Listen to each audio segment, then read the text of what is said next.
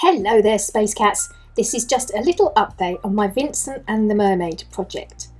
Last time I was about ready to start showing publishers, and I've had a bit of feedback, so I thought I'd share that with you and what I'm doing about it. One of the major things mentioned was that Tabitha, the mermaid character that you can see here, was a bit overly girly. Perhaps it was the pink hair or the typical sort of mermaid attire. But having had another think about her, I've made her a little bit more gutsy. She's wearing clothes with a tinge of pirate about them, and I've also changed the colour of her hair. You make me crazier than a lunatic.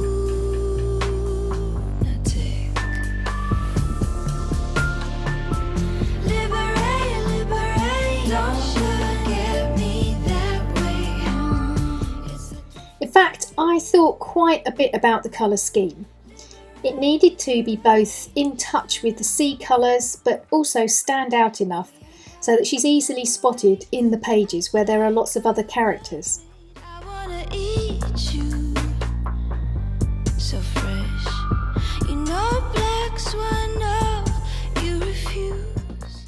I've swapped the crab that sits on her head from orange to yellow, again so that he can contrast with his surroundings. That's her hair.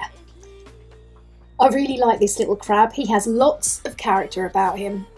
Into a lunatic.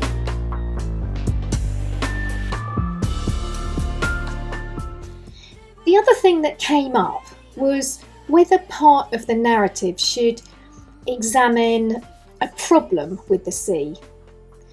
Plastic pollution is something that we're all very much more aware of now, and that would certainly give a reason for the setting of the book. But plastic has been a really popular topic in the last couple of years, and I've seen some books that have been done very well, so I really wanted to avoid plastic. I chose something else instead, and perhaps I'll mention that in the next instalment. Make sure you ding that bell next to the sub button so that you know when it comes out. Swimming with you.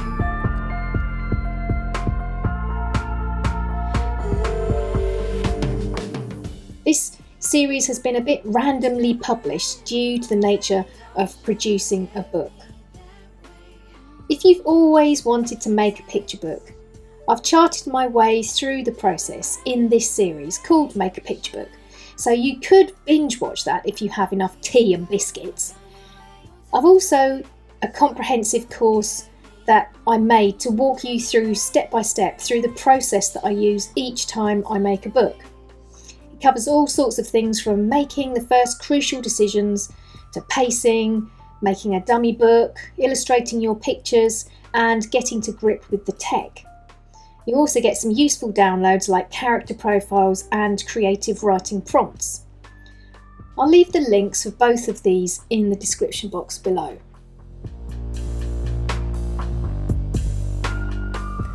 If watercolour is something that you really enjoy doing but haven't really got to grips with, or if you're completely new to it, then I really do encourage you to give it a go, because watercolour is a fantastic medium to use. You can use either the tubes of paint, which is what I've got here, and that makes for a nice strong colour, or you can use the pans, which are a little bit more forgiving, they last a lot longer, and they are a good alternative if you want to carry them around with you. One of the things that I really like doing is building up some textures, and you can see on the little vest top that I've got there, the little waistcoat, I've put some colour on and then I've just dropped water into it, and that spreads the pigment out quite a lot and gives a nice texture. But you can also use things like colouring pencils or watercolour pencils. You can use chalk paint, or you can go over the top of what you've already done once it's dried with some fineliner pens to put some more detail in. Whatever takes your fancy really, just give it a go.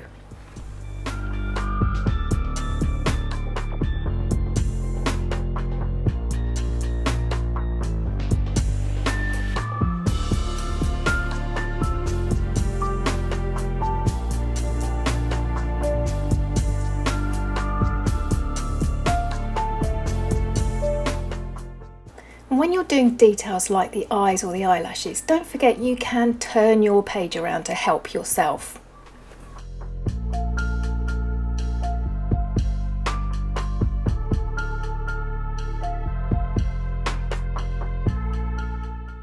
Finally, I just made this second towel with a different texture and colour just to try it out. Maybe you could leave me a comment telling me which you prefer, the green or the purple scheme. That's it for now. Nanu nanu!